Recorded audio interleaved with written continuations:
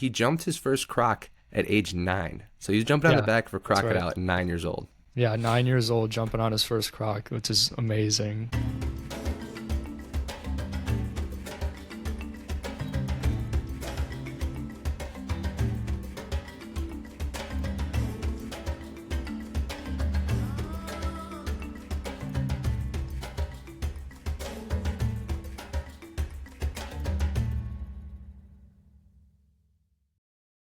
Hello, everyone, and welcome to the Chasing Wild podcast, your home for all the best content on conservation, wildlife, and adventure. Our mission is to bring the wild to you. We're your hosts, Jake Johnson, Dean Dudzik. Dean, how are we doing today? Really good.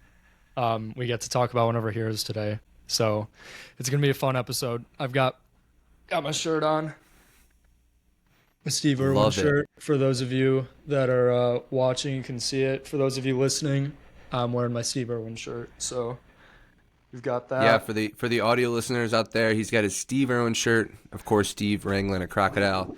And Got the then book. we've got the book, Steve and Me, which I just finished not but an hour ago before we started recording.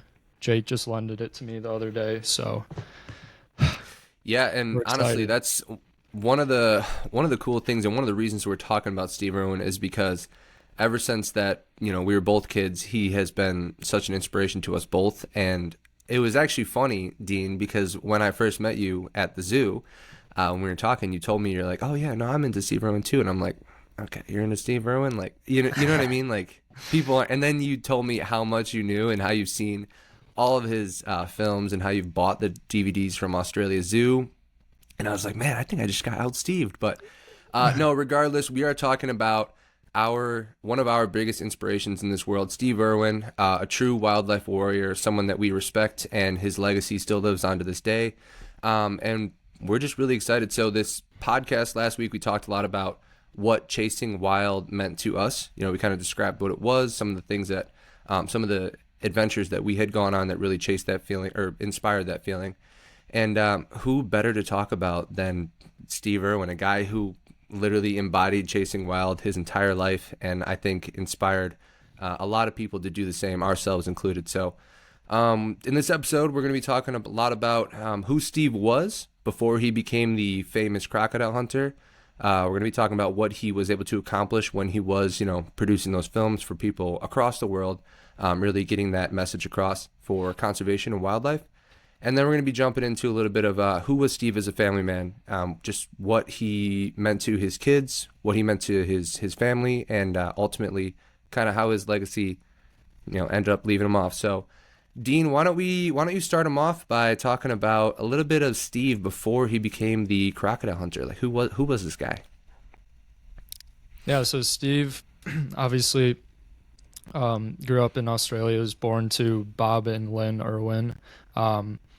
Bob was a professional herpetologist and was really specialized in snakes and crocodilians in particular.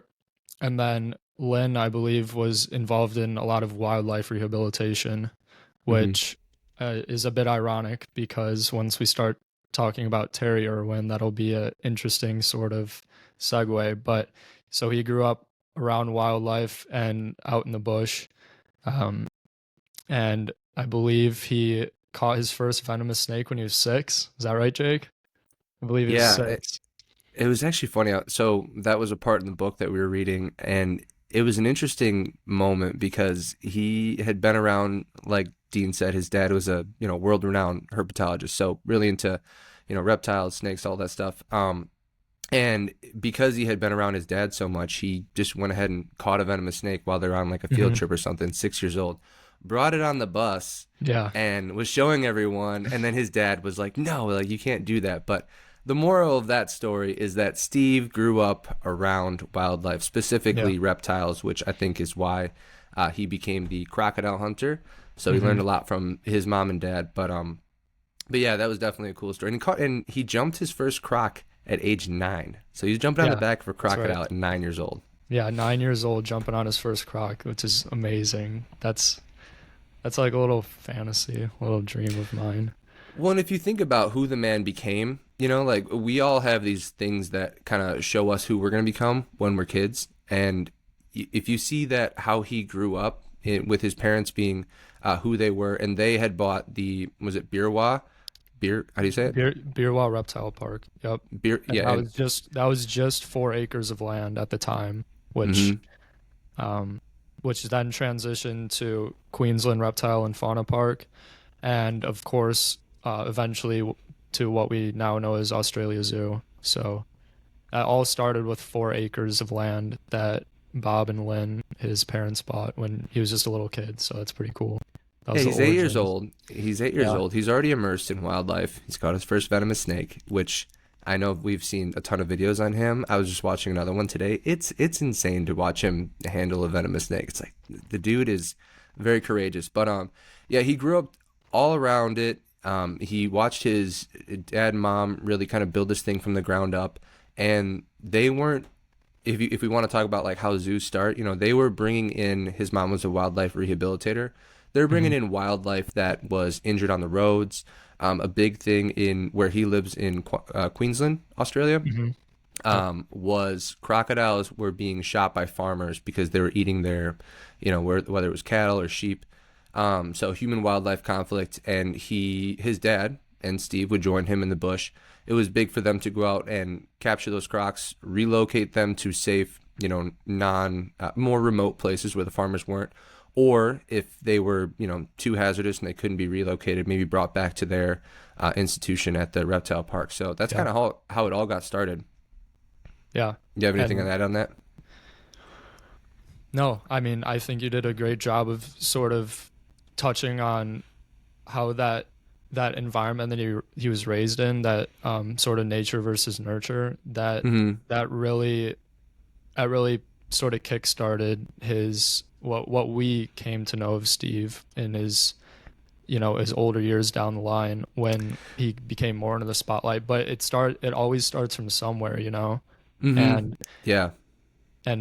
something that I really enjoyed reading about in the book, which is Steve and Me, by the way. I don't know if we mentioned that at the beginning for those of you Mm-hmm. listening, but and it's written by Terri Irwin, which was Steve's wife. So Great perspective. it's a really beautiful book, and it was published a year after his death, so really shortly after, and it's all about the life of Steve and Terri and Steve's life together from her perspective. But anyway, one of the parts that I really enjoyed, especially a young Steve, is all the bush skills that he sort of learned out there, you know, Yeah. doing by hand with his dad. And I think that's just, it's such a unique upbringing and something that 99% of us, I think, just cannot relate to in any way, especially to like the degree that he did it in his youth. So, I mean, and that's oh, it's just that's. so yeah, it's Go just ahead. Go so ahead. it's just so impressive that how self-sufficient he was out there in the bush by himself, out in the wild, and the skills that were honed at such a young age. I don't know. I think it was incredible to read about in detail. Yeah, no, I mean, and if like, f just again going on the book, he was out in the bush for about 10 years. He not directly 10 years, but like he was in and out of you know, the deep Australian bush catching crocodiles for about 10 years, relocating over 100 in that time. And that was all Yeah. before he met Terry. That was all before he was the main manager. His parents were in charge of Hmm. the zoo. That was before he took over. So that is really kind of like the upbringing of Steve. And yeah, during that time, he got to not only know how to catch crocodiles in the wild, but he got to know how to, you know, set up camp. He got to know the rivers super well. He got to know how animals moved. And one of the coolest things that I found out, you know, because we knew so much from what we saw when we were kids watching his documentaries and such, but it wasn't just how good he was at navigating you know, reptiles. It was how he understood the entire natural ecosystem that he was around. So like Yeah. he understood how the river worked, how the mammals, how the birds flew over there. Like he understood everything in that area, and I think that was crucial for him to really hone in those skills and become who he was as how most of people knew him as the crocodile hunter. Actually, you have a T-shirt. I have a. Yeah. Pull it over Bring it here. out. I had a poster. So again, us both being big Steve, jeez, hitting everything. Steve Irwin people. So this was That's actually a so gift to cool. me I'm by so my. jealous of that one. I'll say that. I know. I mean, you got when you have a a space like at least I do at the moment with the desk and everything. You got to put things around you that really inspire you. And Yeah. again, just going back into this, Steve Irwin is one of my biggest inspirations in life. And why don't we touch on that? Because that is how we got into it. He was the crocodile hunter, and we were kids, we were young, and yeah. Yeah. What got you into Steve? Like, what are your first memories of him? hmm Yeah, my biggest memories from an early age of Steve was sitting in the back of my mom's minivan on Mm-hmm. whatever it was, like a road trip or going to run errands when I was a little kid, um, and couldn't be on my own as much, obviously. So going around with my mom everywhere in the back of the minivan, and her popping in Crocodile Hunter and Croc Files on the DVD player in the car. I Mm-hmm. can't tell you how many episodes and how many hours of Steve Irwin, specifically Crocodile Hunter and Croc Files, that I watched in my mom's minivan as a kid. That was like the beginning of Steve to me, and I think where I learned most about him and his passion and the work that he did. So I would say that's and like Jake, you mentioned earlier in the episode that since then we've actually been ordering DVDs from Australia Zoo, the stuff that we couldn't even get in the States over Dude, here. that to me, that is when I knew I was out Steved. I mean, that's not. I mean, just like the fact that you were like, "Oh yeah, I have all the DVDs." I'm like, "Yeah, I have some of them too." You're like, "No, I have like the only way you can get the DVDs now, and this is legit. Like, if you want to have legitimate Yeah, Steve Irwin documentary DVDs, the yeah. only way you can get it is from the Australia Zoo, and you have a ton. How many do you have? I think I've lost track now. We Just a have lot. You have a we lot. have at least 10 or 20 at this point. And those Um, are like the long documentaries and that like yeah, see to me when I was growing up I had the so I'm a few years older than you. I don't know if that matters in this context, but I had the like old white box TV, little VHS TV, and I remember I yeah, could push the buttons to go up, like I had like I don't know 40 channels or something, and one of them was Animal Planet, which at the time was like yeah, a yeah. totally new thing for the Discovery Channel.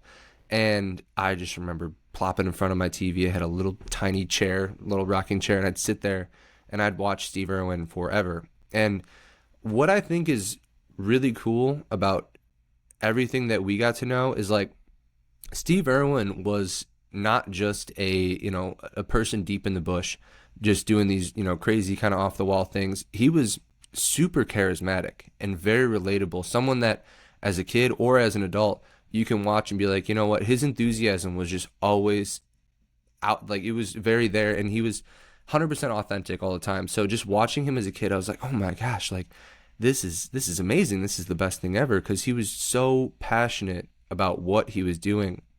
And Yeah, he was a zookeeper. So yeah. if I were to talk about what inspired me when I was a kid, like the earliest things that inspired my passion for wildlife, it would be going to my hometown zoo, and then Steve Irwin, watching the Steve Irwin videos. So he was a hmm zookeeper and a Yeah. conservationist in the wild doing it all, and I just thought that was so unique. I can definitely relate to the zoo as a kid, along with watching Steve on the TV, watching the DVDs, and um, I wanted, before we moved past the DVDs that we were talking about, for Hmm. anybody that's interested in getting those DVDs, just visit Australia Zoo's website, and they have a whole store that you can buy, of course, other merchandise and things from, but especially the DVDs, and it's like a little gold mine. It's so cool. So Yeah, honestly, for it's like a relic, yeah, like it's like super. And if when you go to their website, remember that it all started with those little 4 acres that Bob and Lynn, his parents, bought. And again, yeah, just going back a little bit, one of the things that really was so cool for me to understand that I didn't know was how much of a handyman he was. I mean, you yeah, yeah, found out how tirelessly he worked. Like, he kind of reminds me in a way of like Buddy the Elf. Remember the scene where Yeah. he's like, "Oh, you built that all in one night?" He's like, "Yeah, I slept the whole 40 minutes."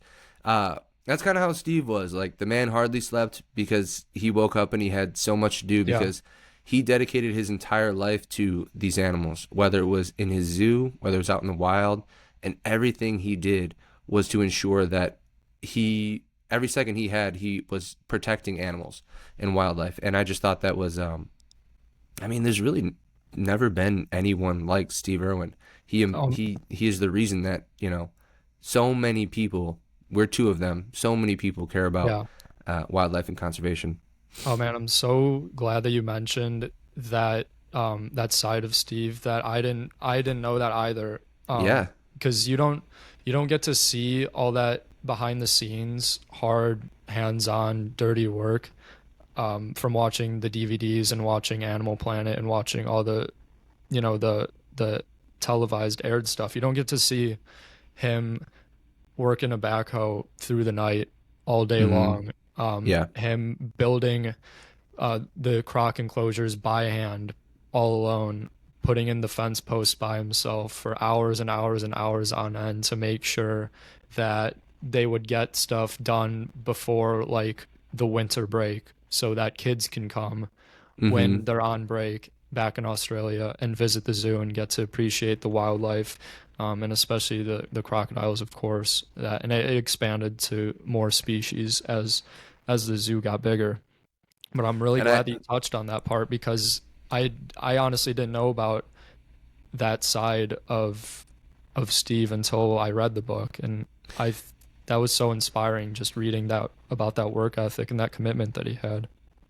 yeah, and I like, to me, it just showed that he was a leader in every sense of what he did. Yeah. It was ego aside, he didn't have an ego. Like, he wanted Hmm. to, he knew he was smart, and he knew that, hey, if I go out there and I show people what I'm doing, I'm gonna get people excited about conservation. Well, what's the exact quote or the exact mission statement of the Australia Zoo? Because it is Steve to a T. Yeah, I wrote this down because I thought it struck both of us. It struck Jake Hmm. and I so much. And the mission statement for Australia Zoo is conservation through exciting education. I mean, is that not Steve Irwin? Conservation through exciting education. I know That's it's everything that he did. And I and know yeah, that like, we're it talking about embodies him it so building. much. Yeah, and just going back to him being a leader in every sense, like, he was the creative visionary, and he had a lot of good people around him. Like, he was not a one man team. Like, Terry was an For sure. incredible co-partner. As soon as they are co-conservationists, like, everything that once they met, which was right around the time that Steve became the manager of the zoo. He took over for his parents, but he had Terry.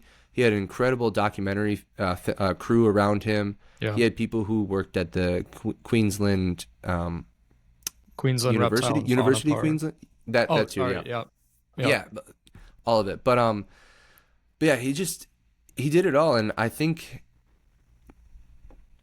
kind of lost my train of thought there. But regardless, what I was gonna say, sorry, we're talking about building the croc enclosures. So one of the things that I thought was the coolest was, he went out by the fire one night. He would go out and gaze at he would just build a fire, and then he would gaze at that. That was how he got his biggest ideas. And he came in one night to Terry, and he was like, "We got to build this." And he came in with his sketch, and he called it the Crocoseum. So essentially, educating people through or conservation through exciting education. Yep. He thought that they have these incredible animals there at their institution, at even before it was, I think it was the Australia Zoo at this time, but Yeah, and it he was. knew that people wanted to see the crocodiles. They wanted to see what he was doing in action. And so he built this. He was like the Roman Colosseum. That was his whole uh, inspiration for it. And he Yeah. built, and now if you go on the Australia Zoo's website, or you go on YouTube, anywhere you want to look at what it is, he designed that. He helped build it. It cost millions of dollars, but he knew that, like, building the canals so that different crocs could go out at different days, so that it wasn't the same croc every day, because that's obviously a husbandry or a welfare concern. Mhm. He thought it all out. He was such a creative. He was such a handyman. He was so inspired. I mean, he did it all. And that was the cool part of finding out who Steve Irwin was as like a well-rounded person. Yeah, and sort of tracking back to a little bit of a timeline, a little bit of a chronology with Steve's life. So we kind of mentioned his childhood and his upbringing, and then in '91, so Steve would have been 29, I believe, Hmm. at that time. That's when him and Terri met.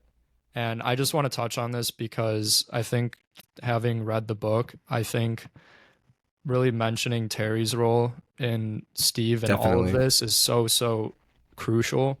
And anyway, just to talk a little bit about Terri and give her shine because she's so important to Steve's story.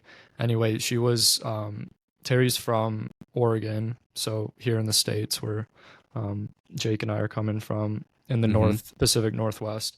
And I did not realize how hands-on and serious she was with wildlife rehabilitation here in the States. I didn't know about that. I don't know about you, Jake, but No, that was all not new to definitely me. not. No. Yeah. So Terri herself came from this background of wildlife and working hands-on with wildlife.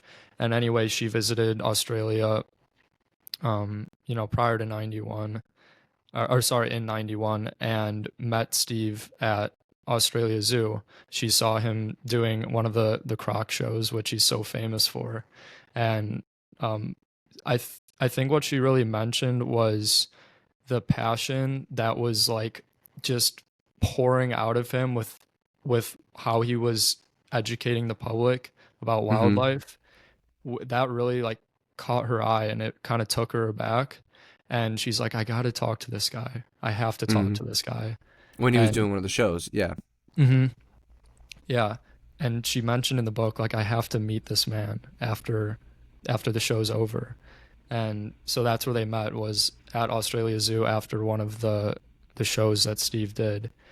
And from there, I think they got married only a year or two after that. So that's Yeah, it when was like a year and Terri, a half after they met. yeah, exactly.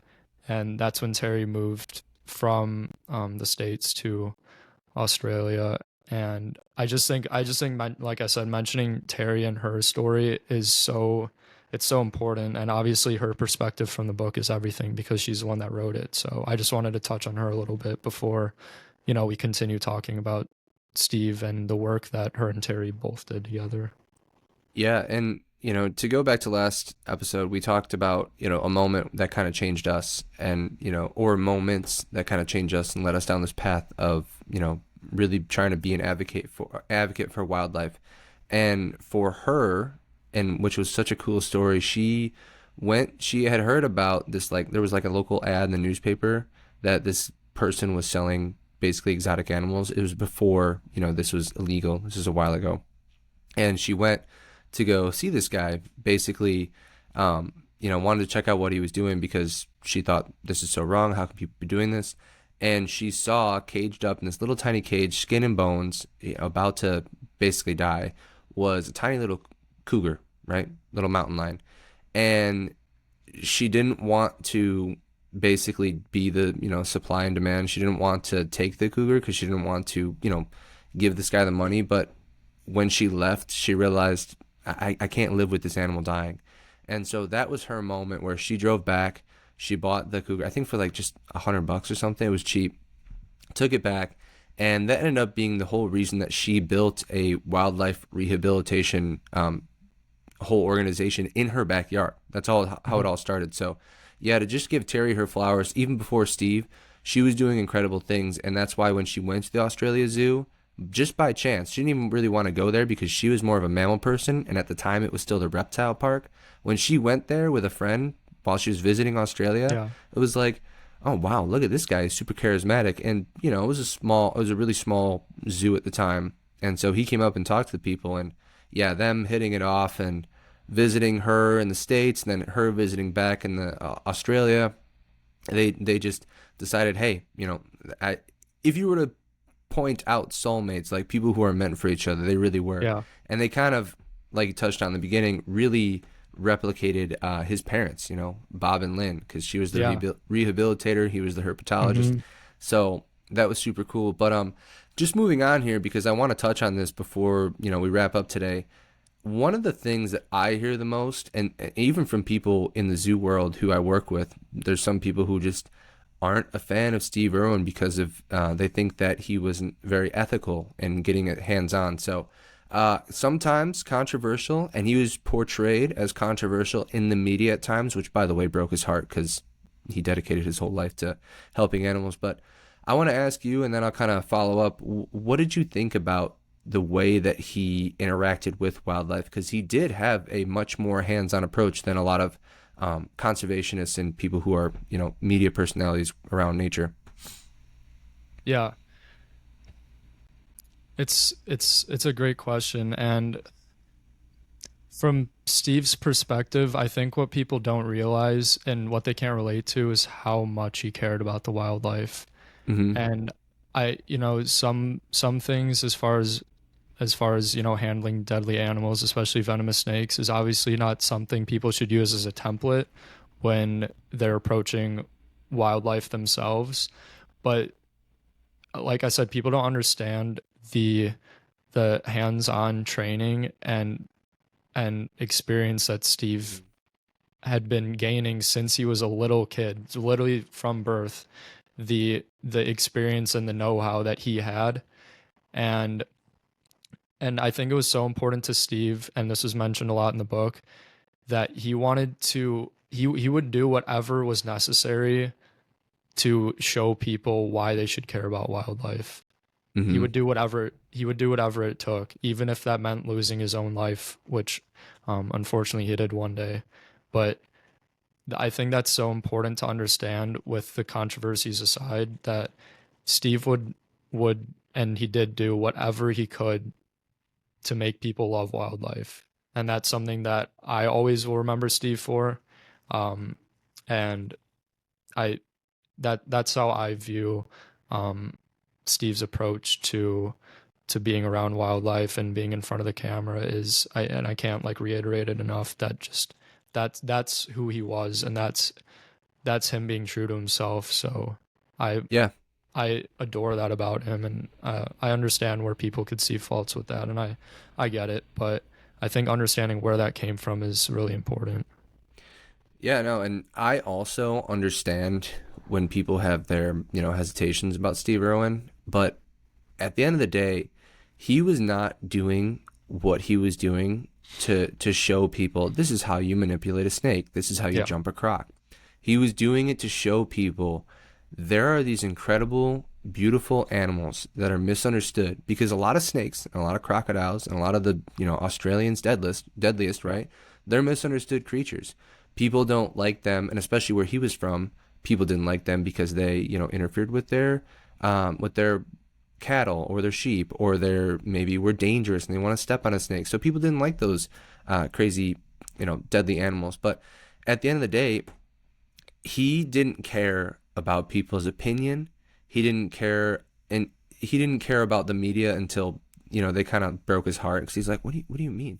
But he didn't think about how it was going to be portrayed, because he was just doing everything that he could in his power to save and show people that these animals are incredible and they deserve to have their homes, they deserve to have their space, and they deserve. And like, if yeah, you watch his documentaries, he is very he tells the viewers, like, all right, you know, this is a pregnant female, so I'm going to let the snake go. Like, this is not the time to be manipulating it and showing it on the camera for a long yeah, time. Or it's, you know, this croc is being relocated because yes, otherwise it would be shot by a farmer. Like, it's just the reality of human wildlife conflict, and yeah, or the reality of living in a world where people don't get to experience these animals. So yes, I understand that, like, not everyone, especially people who are not trained, should be going out into the bush and, you know, picking up a snake or trying to jump a croc. But yeah, Steve Irwin is one of one.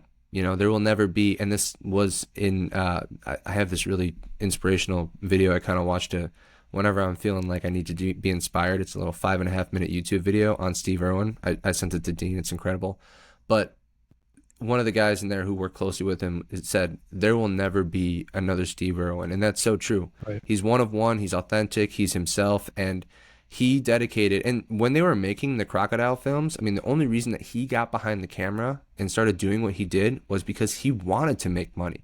He wanted to have the money and the opportunity and the voice to educate people, but to also Yeah. buy land to protect these animals. Yeah. They dedicated, not he, because Terry and his whole family, his whole documentary crew were part of that.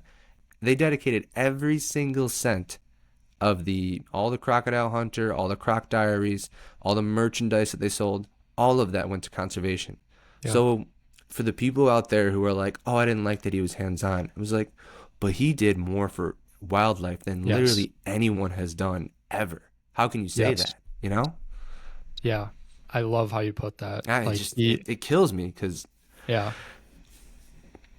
I really he like how did you it. put He was the that. guy. He said he was the guy who was like, "All right, you're not doing it. You're not doing it. The government's not doing it. Yeah. I'm gonna do it." You know, he put wildlife conservation on his back, and that's why we call him a wildlife warrior. Something that he referred to himself as because that was his whole mantra. That was his whole passion and goal and everything. So sorry, Yeah. got a little maybe intense there, but no, Oh super man. passionate about the guy because he did things for wildlife that no one's done. I absolutely loved what you said about him, and there's a few points that you brought up in my head while you were talking. And one, this kind of goes back to your question about controversy and everything, but something that people wouldn't know unless they've seen but behind the scenes footage of them shooting for whatever show it might have been or for the movie is that Steve was very, very strict on if he felt that an animal was getting too stressed out Mm-hmm.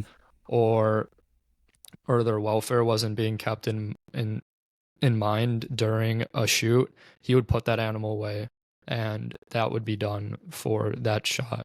So that's something that you don't see when you're watching these the publicized finished work is you don't see Yeah. the care that Steve was putting into each and every animal, whether it was a snake, a crocodile, or anything in between. Like he treated every animal with the utmost respect.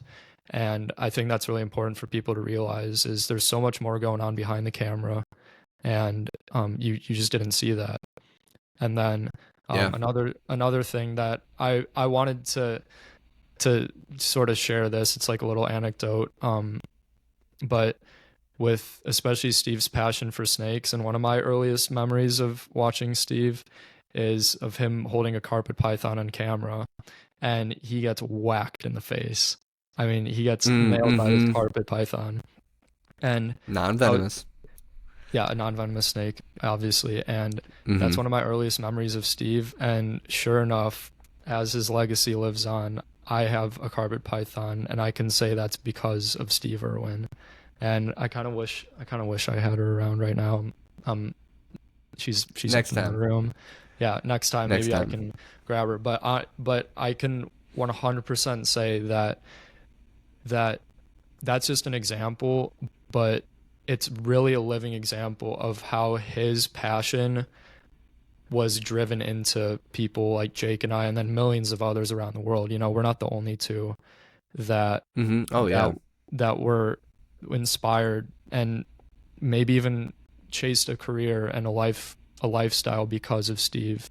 And that's just something a little personal anecdote I wanted to share because um, I can say he really did impact my life in all the all good ways. Like I know that I wouldn't be the person that I am today without having Steve as a role model and as a hero, Jake and I like to say, and Mm-hmm. more than anything as that wildlife warrior, which is a word that Steve really felt strongly about because there were so many times where he was getting pushback from bureaucracy and from governments and from controversy in the media, and he never quit.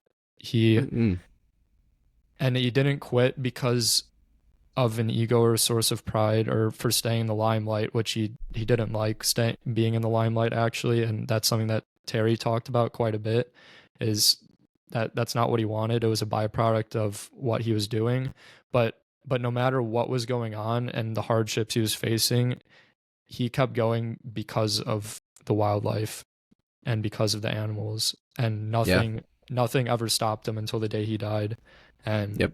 that's so, I don't know, that's Well, so let's cool. talk a little bit about that Yeah. because we are coming to the end of our podcast, but I do want to touch on a very important topic. I can remember the day that my mom came into my room. It was 2006, so I was 10 years old, right? And she came into my room and she's like, "Hey, I just want to let you know that Steve Irwin died today." I was like, "What?" She's like, "Yeah." And 10, death is it kind of, unless you've experienced it really heavily, like kind of foreign to you. Like you don't quite understand it whole 100%. But I was like, okay. And I remember sitting in that same rocking chair I was talking about when I'd watch him when I was super young, and I was like, wow, like he's gone. Like what? And Mhm. to me, that it's so crazy because I can remember the same time, like a very similar experience was when my mom told me about 9/11 when that happened, and we turned on the TV and we were watching. But as a kid, someone who again doesn't really understand death that well, it's one of the times where you're confronted with it, where you're like, what? Like, it was so stunning to me. And then growing up, especially now, like to this day, it makes me so sad that because his dad, the guy who started it all, right? He's still around. And his mom sadly passed in about 2000. That was a horrible experience for him. But his dad's still around, and if Steve was still around to this day, him and his family would continue to be doing what they're doing. But yeah, I just want to ask you, what was that like for you? Because I'll never forget that moment that my mom told me. Yeah, I was only 6 when Steve died, so obviously a few years younger than you, and Hmm. I'm pretty sure I heard it in just in the kitchen on the TV because, I was constantly watching the Animal Planet or Discovery Channel, which were channels that Steve's work was aired on. And yeah, that's a tough one when somebody that not only you look up to, but you expect to be around for a long time, Hmm. because they are so vibrant and full of life and do so much good work. To see that inspiration for people all over the world, like we're only two people, just speaking from our experiences, but like to see somebody that had that big of an impact just be gone all of a sudden is, it's tough. And obviously for the family more than anybody, I mean, we can't, pretend like in any shape or form that was us, but No, yeah. just as a figure in life, to look up to, that was, that was hard for everybody in the world that looked up to him. But Yeah. his legacy 100% still lives on. I mean, we're proof of that. People all over the world are proof of that. And then, Bindi and Robert, obviously, and Terri, who's also still with us, they continue to live out Steve's legacy and what Steve was all about. And that's what's important at the end of the day. You can't bring somebody back, but you have to keep their legacy alive and keep their passion alive and their memory. So that's what's important when it comes to today and into the future. And I know that his legacy will live on through our lifetime and hopefully for many generations past, because that's how important he was to conservation and wildlife all around the world. Absolutely. And I think what was really interesting hearing about his passing and just in his life in general was he was never afraid to die. Like he Mhm. was pretty sure that it would come at the hands or hands, but it would happen in some sort of wildlife situation, just Yeah. because of the dangerous situations he put himself in. Yeah. But his fear was to not live his life the way he wanted to live, was to not protect the animals on this planet that he knew he could. So like he was working so tirelessly and so passionately and so enthusiastically because he knew that he wanted to do everything that he could to protect these animals. And even if it meant taking his life one day, which again it did at Bat Reef in Australia, or off the Great Barrier Reef in Australia, Hmm. um, where he got, punctured in the lung by a stingray. Um, he knew that he had to do everything he could. And Steve Irwin lived a life of, if you were to put his life and the experiences that he had in normal people, he lived probably 20 people's lives. Like Oh everything my that, God. even more than that, it was incredible. Yeah. But we talked a little bit about his legacy, and that's how I want to wrap up this show. So Steve Irwin, his legacy lives on, like Dean said, through everything that we're doing. I mean, with this Chasing Wild podcast, everything that we accomplish, everything that we do, we have other inspirations, things that helped us become who we are. But, a big part of what we're doing and everything that we accomplish is because of Steve. So everything that we're doing, people across the globe, and then most importantly, as kids. When he died, Bindi was 8, Robert was 2.5. And now, Yeah. if you go look at them, they're still part of the Australia Zoo. They're doing incredible things. I mean, if you see Robert Irwin, he is a spitting image of Steve. Like, it is his Yeah. enthusiasm, his looks, his Australian accent, which also was super cool. I'd never seen anyone with an Australian accent Yeah. before. Steve was like, "Whoa, crikey, mate!" Like, it was just cool. Yeah. But yeah, really, his legacy does live on through his family and everything that he's done. And another thing that it lives on through is, Dean, you were talking to me before the show about a conservation organization that he's part of. Why don't you go ahead and tell people a little bit about that? Yeah. And to be honest, this is an organization that Jake and I didn't learn about until we read Steve and Me, which again is by Mhm. Terri Irwin. I can't recommend it enough for anybody that's interested in the life of Steve and the life of Terri. But at the end of the book, she mentions the Wildlife Warriors Worldwide. That's the name of the organization that her and Steve kickstarted years ago. And it's a conservation organization. And they do research all around the world, anything from whale research to research on Sumatran tigers in Indonesia. There's fantastic work going on through the Wildlife Warriors Worldwide organization that Steve and Terri kickstarted. So, like I said, I just discovered this honestly today before the show, and and that's something. What we were talking about, legacy, that that's something that even though Steve isn't here with us today, that's going to carry on hopefully for years and years and years to come.